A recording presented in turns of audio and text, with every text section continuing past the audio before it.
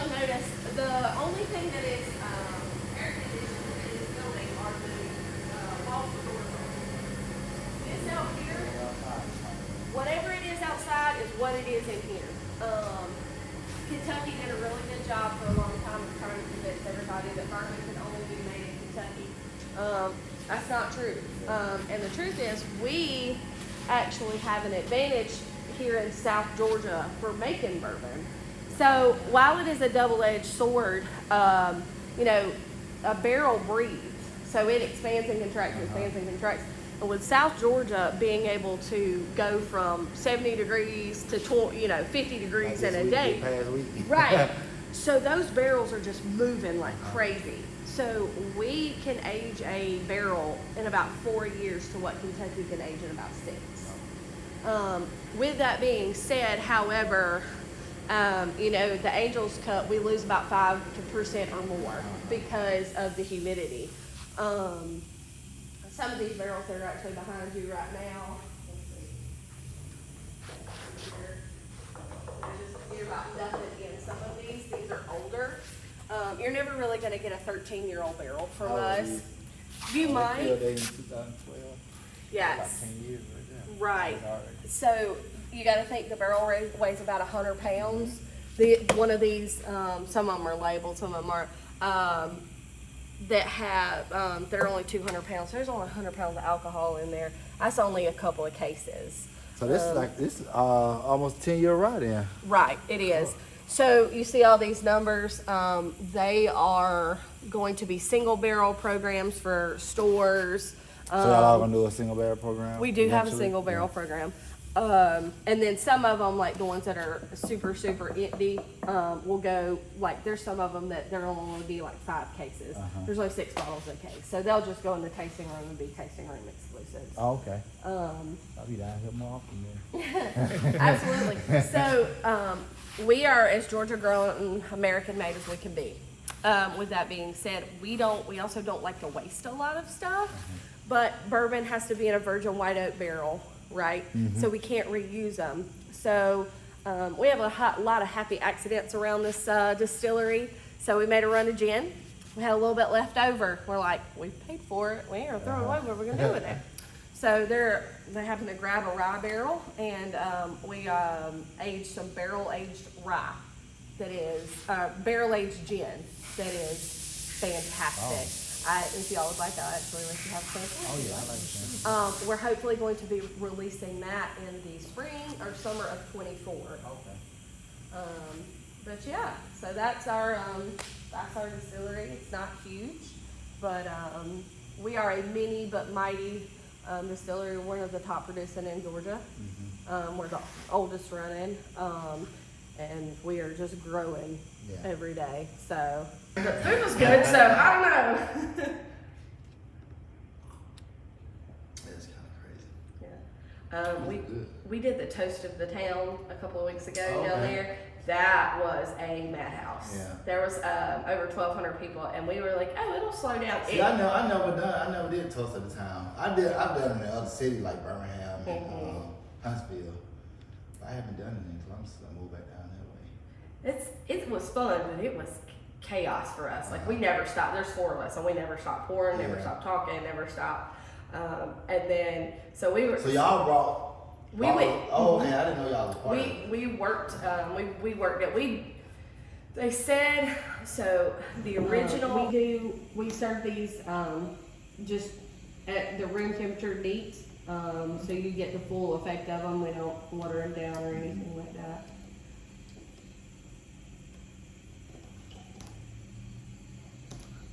So you said you're a rye guy. Yeah, What do you normally go to? So I'm just getting introduced to bourbon. I'm more of a whiskey, Irish whiskey, Scottish. Right. Yeah. So he's introducing me to the game of the bourbon. And it's nice because it's very diverse. Right. You know, you ain't gonna taste, like you can have like 10 bottles and all of them will have like different flavors, you know, different characters. So that's what I'm enjoying right now. So I'm gonna show you something super cool. My mother actually found these for me. She lives in Tarleton, but this was actually our flagship whiskey. This was it's corn whiskey, very old school, very much like moonshine. Yeah. A lot of people super loved it, but not enough people. But this is what got us started. The cool thing is, so this was aged. This tells you how much a barrel is important and your humidity and things like that. So this was aged in a 4-year toasted or char 1 barrel. Okay. This is also 4 years, but it is in 4 to 6, but it's in a char 3 barrel. Char 3. Mm-hmm. Okay. And so when I was talking about the humidity and all that, so that's the penetration that we get from that alcohol. Oh, wow. But that's how far it goes into that barrel. Yeah. So you get, I mean, you think it's sitting in there for 4 years and it's constantly just sucking the flavor out of that. Wow. South Georgia is just definitely, to me, just such a good place to make anything aged. And we don't love the humidity, but those barrels sure do. Well, I don't mind it. Yeah. My favorite time of year. Summer. I love some of the. If I get any closer, my ass is gonna be swollen.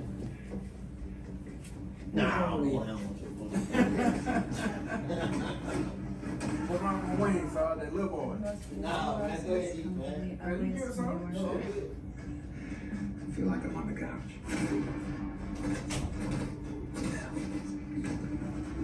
Still want me to go? Anyway, it's a theory. I have no idea if it has any credibility. She get that song. You going for me? Yeah.